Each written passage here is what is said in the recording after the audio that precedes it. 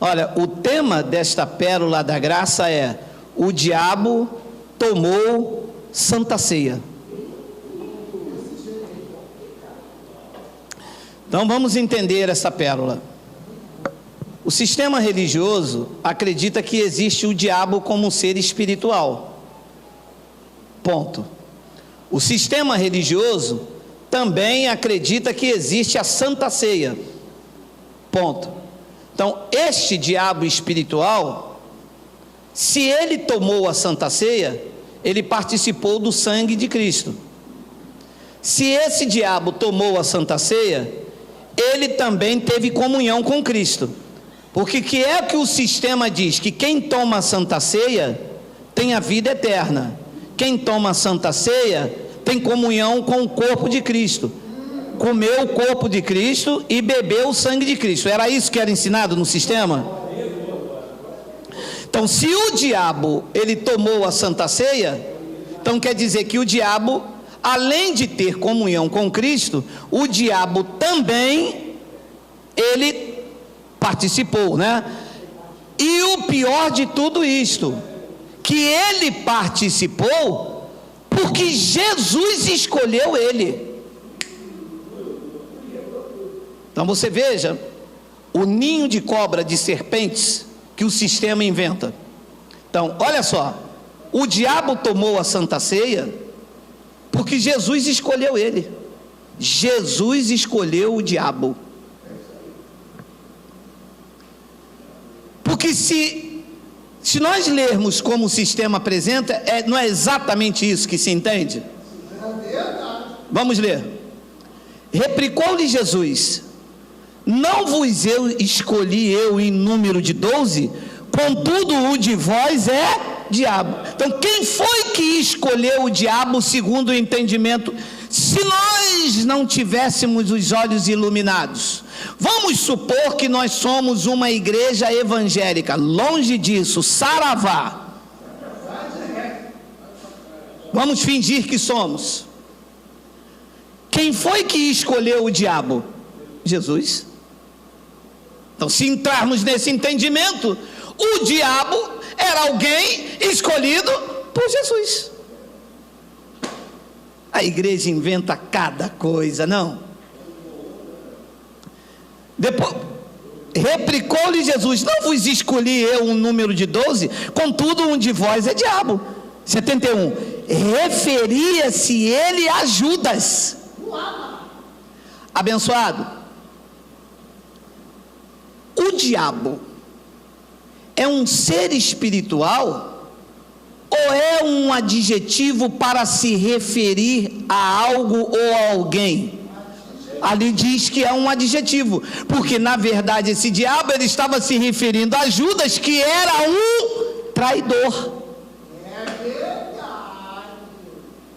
Esse é o entendimento de quem tem mente iluminada. Mas o sistema religioso, a igreja evangélica diz: o diabo tem um chifre, um rabo grandão assim, do alalaô, aquele rabão, com um tridente. Nem tem esse negócio de tridente ali, né? Porque eles inventaram até um tridente. Eu acho que algum pastor achou bonito e inventou que o diabo tem um tridente. Diz aqui que referia-se ele a Judas, filho de Simão Iscariote, porque era quem estava para traí-lo. Como era um traidor, um opositor, o adjetivo aqui seria o diabo, sendo um dos 12.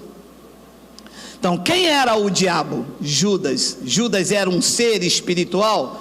O sistema diz que era o diabo que entrou nele. Ora, se o diabo entrou em Judas, o diabo tomou Santa Ceia. Se o diabo entrou em Judas para trair Jesus, e a responsabilidade da traição foi ao diabo e não à natureza de Judas, então o diabo entrou em Judas para tomar Santa Ceia. Ué, mas tem isso na Bíblia? Que o diabo tomou Santa Ceia? Ou era, ali não diz que o diabo era Judas? Então olha o que diz Mateus 26, 17 ao 25.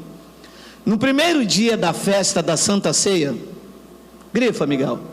No primeiro dia da festa dos pães asmos, vieram os discípulos e lhe perguntaram: onde queres que te façamos preparativo para comer a Santa Ceia?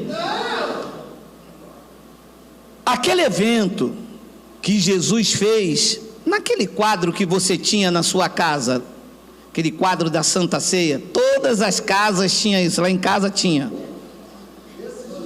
Chegava lá, tinha aquele quadro da Santa Ceia. Aquele quadro lá e aquele evento, aquele evento, na verdade, era o quê? A Páscoa. A Páscoa não é um evento para os gentios, é um evento para os judeus. Está lá em Êxodo, que se os gentios quisessem participar, tinha que ser circuncidado. A nossa circuncisão não é no prepúcio, é no coração, pelo Espírito de Cristo. Pois ele diz no versículo de número 18, olha lá: e ele lhe respondeu: ide à cidade ter com certo homem, diz-lhe, o mestre manda dizer, o meu tempo está próximo. Significa que Jesus também não foi crucificado ainda. Não, para aqui um pouquinho. Quando ele diz aqui o meu tempo está próximo, era o tempo da crucificação. Significa que se nós lermos, quando eles lêem assim, que Jesus está à porta, está próximo, significa que aqui também Jesus ainda vai ser crucificado, porque o próximo dos crentes dura mais de 2000 anos. Entende? O mestre manda dizer, o meu tempo está próximo, em tua casa celebrarei a Páscoa com os meus discípulos. Aquele evento era celebrado na igreja ou era celebrado nas casas? Na casa. Por que é que eles fazem na igreja? É porque eles ainda não alcançaram isso para ensinar na escola bíblica dominical. Depois ele diz no versículo de número 19: e eles fizeram como Jesus lhe ordenara e prepararam a Santa Ceia, prepararam a Páscoa. Não tem Santa Ceia, isso foi uma invenção.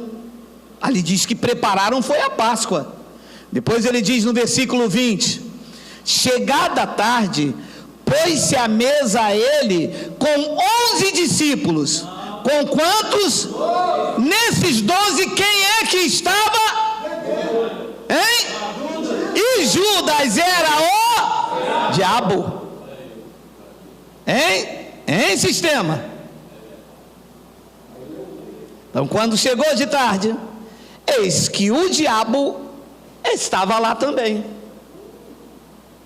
Depois ele diz no versículo de número 21: e enquanto comiam, quem é que estava comendo o que o sistema chama de Santa Ceia? Nós temos olhos iluminados, sabemos que é Páscoa. Quem é que estava comendo a Santa Ceia para dar comunhão, para dar salvação? Quem é que comia? Os 12. Dentre esses 12, quem é que estava? Judas, o diabo. E enquanto comiam, declarou Jesus: em verdade, verdade vos digo, que um dentre vós me trairá. Não pode, Jesus, pergunta o pastor, não pode. Eles estão comendo teu sangue, comendo a tua carne, bebendo teu sangue. Como te trair, se estão tendo comunhão contigo? Não pode, pergunta os teólogos da igreja. Como que vai trair se estão comendo, participando do corpo e do sangue? Como que vai trair se tem comunhão? Segundo a ótica da teologia cristã. Segundo a teologia evangélica, aquele evento ali, eles vão comer a carne e o sangue. É a Santa Ceia, estão tendo comunhão, estão tendo salvação. Gente, e enquanto comiam, declarou Jesus: em verdade vos digo que um dentre vós me trairá. 22, e eles, muitíssimo contristados, começaram um por um a perguntar-lhe: por porventura sou eu, Senhor? Versículo 23, e ele respondeu: o que mete comigo a mão no prato, esse me trairá. Mas todos estão metendo a mão no prato. É verdade. Versículo de número 24, o Filho do Homem vai como está escrito a seu respeito, mas ai daquele por intermédio de quem o Filho do Homem está sendo traído, melhor lhe fora não haver nascido. 25, então Judas, que o traía, perguntou: acaso sou eu, mestre? Respondeu-lhe Jesus: tu disseste. Meu amado, então alguma coisa está errada aqui. Como é que o diabo está ali na mesa com Jesus participando da Santa Ceia? Que Santa Ceia é esta que o sistema diz? Porque tiram os seus, na sua liturgia, no seu ritual de Santa Ceia, eles se prendem a este evento aqui. Mas este evento aqui, Judas está participando. Ora, e se Judas é o diabo como eles dizem, a Santa Ceia serve de quê? Se a Santa Ceia trouxesse comunhão, o diabo teria então comunhão com Jesus. É verdade. Se a Santa Ceia fosse para trazer salvação, então o diabo foi salvo, porque está claro que Judas participou. Está claro que Judas era o diabo escolhido, que eles não entendem como um acusador e sim como um ser espiritual. Porque você entende que diabo não é um ser espiritual, você entende que diabo é um adjetivo. Então ele está ali comendo apenas um ritual, aquilo não traz salvação nenhuma. Abençoado, o evento da Páscoa não salvou ninguém. O evento da Páscoa não trouxe comunhão com ninguém. Era natural que Judas estivesse ali como filho da perdição, porque aquilo não traz nada. Era um evento comum entre os judeus. O que trouxe comunhão para os eleitos, o que trouxe uma vida de proximidade, não era o pão da Páscoa, ou o que eles chamam de Santa Ceia, foi a morte. A morte, sim. 1 de Coríntios capítulo 1, versículo 4, eu vou ler até o 10, temos tempo? Temos. Sempre dou graça, Paulo escrevendo aos Coríntios, sempre dou graças a Deus a vosso respeito, a propósito da sua graça que foi dada em Cristo Jesus. 5, porque em tudo fostes enriquecido nele, em toda palavra e em todo conhecimento, assim como o testemunho de Cristo tem sido confirmado em vós. 7, de maneira que não vos falte nenhum dom, aguardando vós a revelação de nosso Senhor Jesus Cristo. 8, o qual também vos confirmará até o fim da quarentena. Ele vai confirmar os coríntios até quando? Até o fim. Assim comigo, assim com você, para serdes irrepreensíveis no dia do nosso Senhor Jesus Cristo. 9, fiel é Deus, pelo qual foste chamado à comunhão da Santa Ceia. Não tem nada a ver com isso. Chamada Santa Ceia, que é Páscoa, não é para trazer comunhão. Todos vocês, todos que receberam o benefício do madeiro, já foram chamados à comunhão de seu Filho Jesus Cristo nosso Senhor. Foram ou não foram? Foram. Então a morte de Cristo é a comunhão dos eleitos.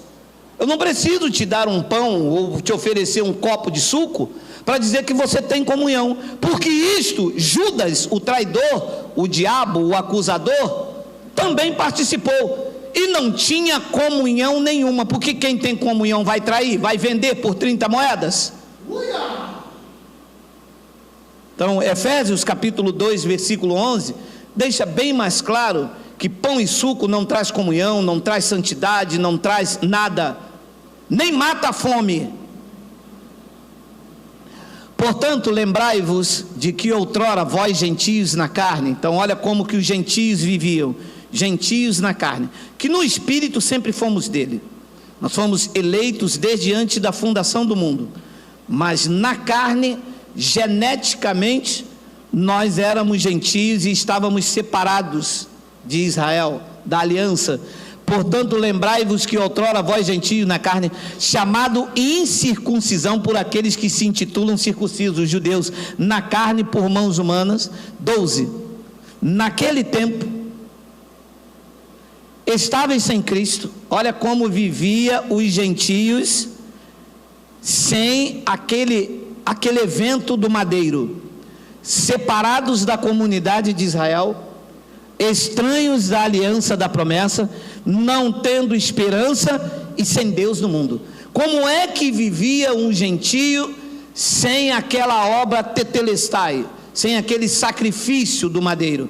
Diz aqui que vivia separados da comunidade de Israel, judeus e gentios separados, estranhos às alianças da promessa, não tendo esperança e sem Deus no mundo. 13. Mas agora, porque vocês participam da Santa Ceia. Mas agora em Cristo Jesus, vós que antes estáveis longe, fostes aproximado pelo suco Maguari. Claro que não, melhorou um pouco. O suco agora é da pérgola. Amados, vocês que estavam longe das promessas, estranhos à aliança, sem Deus no mundo, vocês foram aproximados, passaram a ter parte, ser herdeiros da promessa, através de quê? Através daquele cálice que ele levantou aquela noite? Não, aquele cálice ali era sombra do que iria acontecer algumas horas ali. Diz aqui que fostes aproximado pelo sangue de Cristo. Não tem nada a ver com o cálice oferecido pelo pastor. Depois ele diz no versículo de número 14, porque ele é a nossa paz, não é guerra, é a paz. É porque eu estou desesperado, porque eu vi um canguru perneta. Ô meu amado, canguru perneta é coisa de funk, meu amado. Sabia disso não? Aqui no Rio, canguru perneta é coisa de funk. Não, porque eu vi um canguru perneta, é porque eu vi. Você não viu nada, meu amado. Você precisa procurar um psicólogo. Se você está vendo, é porque eu vi um vulto. Meu amado, você tem que procurar um médico. Você tá coisado, hein? Se você está vendo esse negócio, é o que, Miguel? Miguel falou que é esquizofrenia. Mas esquizofrenia não é outra coisa, Miguel? É isso mesmo. Então ele diz, porque ele é a nossa paz, o qual de ambos, judeus e gentios, fez um, e tendo derribado a parede de separação que estava no meio, a inimizade, derrubou a parede de separação. Depois ele diz no versículo de número 15, aboliu na sua carne, não é enquanto estava com os judeus naquela noite, levantando o pão e Judas no meio, diz que foi lá na sua carne, dilacerado, humilhado, diz que ele aboliu na sua carne. Leia, porque depois vocês querem me atacar. Vai ter uma hora que eu vou perder a linha com vocês, vou esfregar a Bíblia no focinho de vocês. Eu vou perder a linha. Leia. Aboliu na sua carne a lei dos mandamentos na forma de ordenança, e uma delas era a Páscoa. Aboliu ou não aboliu? Está abolido. E um deles me disse, mas eu não aceito isso. É problema seu? Para mim não vai fazer nenhuma diferença, mas que está abolido, está. Até a hora das pessoas lá onde você se reúne descobrir essas verdades e falar, o senhor me enganou, está me fazendo cumprir uma lei que foi abolida. Então diante de Deus eu sou injusto, diante de Deus eu estou contra ele, porque ele aboliu e eu estou edificando. Eu estou me considerando a mim mesmo transgressor, estou transgredindo uma ordenança de Cristo, não sei o nome correto que dá quando vai abolir. Ele aboliu algo, eu estou fazendo de novo. Ora, eu tenho que respeitar uma determinação dele, eu tenho que afrontar e dizer, não, você aboliu, mas aqui o pastor presidente mandou fazer, e nós vamos fazer, porque ele que é o fundador da igreja, ele que é ungido. Ora, que negócio é esse? Vocês estão servindo a homens? Mas e se eu aceitar isso, eu vou congregar onde? Aonde você está hoje? Você está congregando onde hoje? Aonde você não está aí na sua casa quietinho aí na quarentena, hein, tio? Você não está aí comendo pão com manteiga e suco de carambola? Continua aí, filho. Você tem que ir para lá para ter um local para congregar. Está contra o que Cristo fez? Porque aqui diz que ele aboliu. Meu amado, tem como grifar, Miguel, por favor? Miguel, você está na Santa Ceia? Aboliu na sua carne a lei do mandamento na forma de ordenanças, para que dos dois criasse em si mesmo um novo homem, fazendo a paz.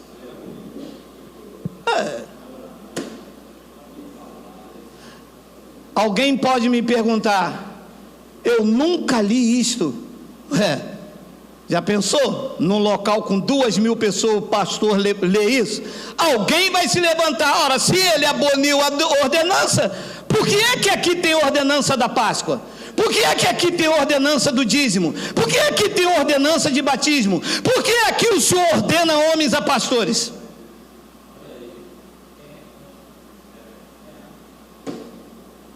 Esta é a diferença do Evangelho da graça de Deus. A verdade nua e estampada. É isso que eu vivo. Mas só tem 10 pessoas. 10 pessoas andando na verdade. Mas só tem 3 pessoas andando na verdade. Mas tem 1 milhão. Ainda é pouco, tem que ser 10.